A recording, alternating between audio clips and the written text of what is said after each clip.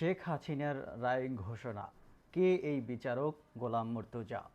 আসুন এ সম্পর্কে বিস্তারিত জানি। জুলাই গণ অভ্যুত্থানের সময় সংগঠিত মানবতাবিরোধী অপরাধে শেখ হাসিনার বিরুদ্ধে করা মামলার রায় দিয়েছেন আন্তর্জাতিক অপরাধ ট্রাইব্যুনাল। দুটি অভিযোগে তাকে মৃত্যুদণ্ড দেওয়া হয়েছে। বিচারপতি মোহাম্মদ গোলাম মুর্তজা মজুমদারের নেতৃত্বাধীন ৩ সদস্যের আন্তর্জাতিক অপরাধ ট্রাইব্যুনাল এই রায় ঘোষণা করেন।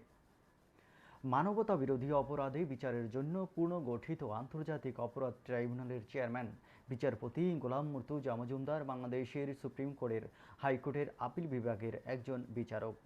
তিনি ফেনী জেলার ফুলগাজী উপজেলার আনন্দপুর ইউনিয়নের হাসানপুর মজুমদারের বাড়ির বাসিন্দা। তার জন্ম 1960 সালের 15 জানুয়ারি। তিনি 1982 সালে বিসিএস পাশ করেন এবং 1993 সালের 20 এপ্রিল চাকরিতে যোগদান করেন।